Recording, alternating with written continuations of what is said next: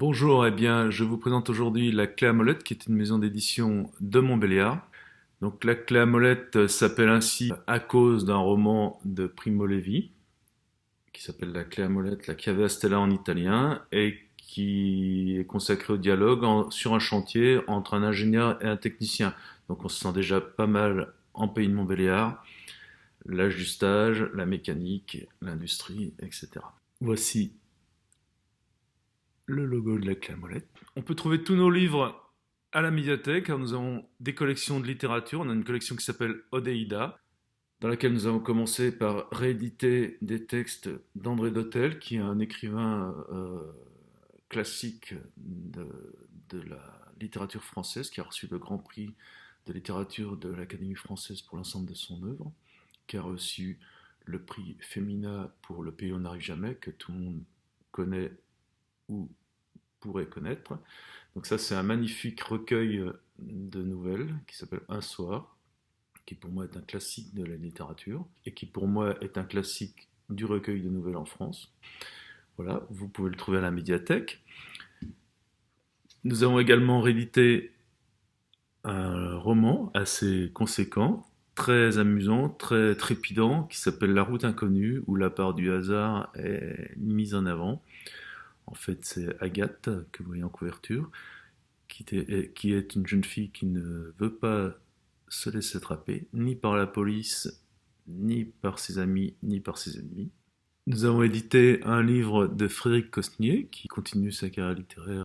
Voici un très beau livre d'Éric Dubois qui s'appelle Les terminaisons nerveuses, qui décrit en gros la fin de la ruralité pendant les 30 glorieuses vues depuis les terres froides. Les terres froides, c'est les terres un peu ingrates du Dauphiné. C'est vraiment un roman que je vous recommande parce qu'une fois que vous rentrez dans l'écriture, dans la langue d'Éric, vous serez probablement séduit par le côté âpre et puis incroyablement fort de cette écriture et de ce récit. Frédéric Germano, qui est venu plusieurs fois à la médiathèque. Nous avons édité 4 livres à l'heure actuelle. Le premier, c'était 90 motifs, un recueil de prose courte, magnifique. Le second, c'était Vianney la lettre, une longue nouvelle ou un court roman, un voyage intérieur très intéressant, captivant. Un petit chef-d'œuvre qui s'appelle Courir à l'aube, dans une ville dévastée après une apocalypse. On ne sait pas si c'est un raz-de-marée, on ne sait pas si c'est une catastrophe nucléaire, on ne sait pas si c'est une inondation ou peut-être quelque chose d'autre, un virus par exemple, etc.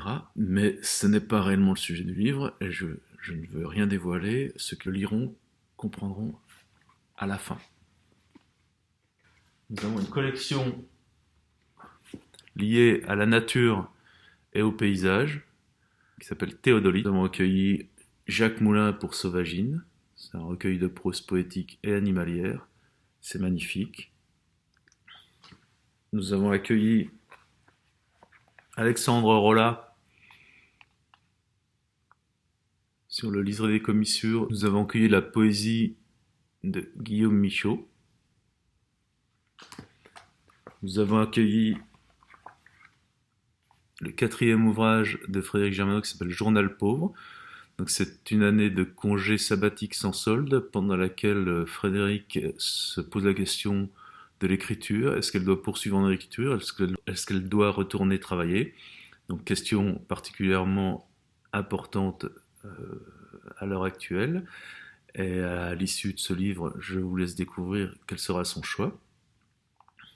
Nous avons publié Vallée du Doubs, qui est une réédition d'un texte de 1928 d'André Becler. Vallée du Doubs, c'est un magnifique récit très nostalgique et très serein.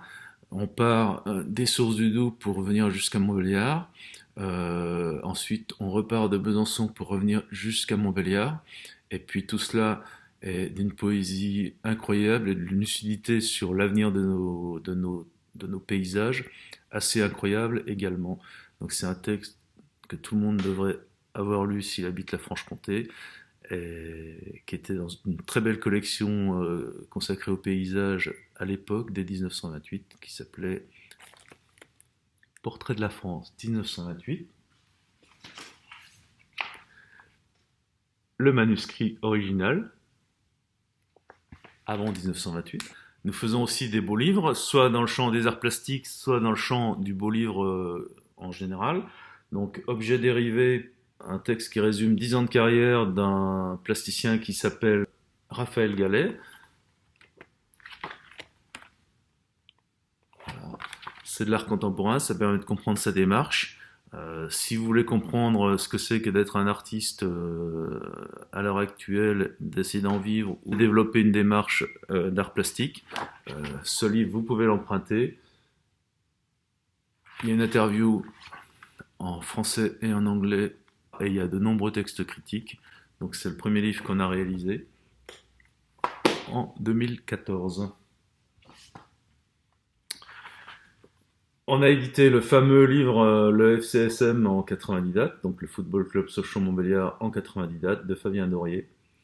Donc celui-là, bientôt vous devrez l'emprunter à la bibliothèque puisqu'il sera introuvable. Donc c'est toute l'épopée du Football Club Sochaux-Montbéliard avec des dates et un nombre incroyable de documents dont certains complètement inédits.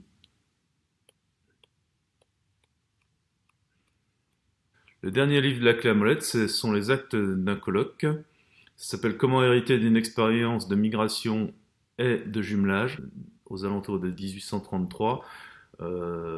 Des paysans et des habitants du pays de Champlit et un peu en Bourgogne aussi sont partis créer, fonder une colonie au Mexique et ils ont créé deux villes, Jicaltepec et San Rafael. J'espère que cette courte présentation de la clé à molette vous a plu. Donc la clé à molette, de la littérature, des beaux textes, des bons auteurs, le plaisir de la lecture avec toujours une valeur narrative, une simplicité, une lisibilité assez importante.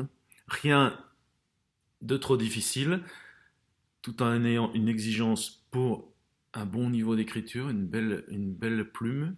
Nous vous donnons rendez-vous à la rentrée, puisque nous aurons des nouveautés de Frédéric Germano, d'autres nouveautés, un nouveau Alexandre Rolla, et puis l'aventure va continuer, j'espère, malgré la crise que nous avons subie en ce début d'année. Je vous remercie et je vous dis à bientôt à la médiathèque, soit pour une lecture, soit pour des emprunts.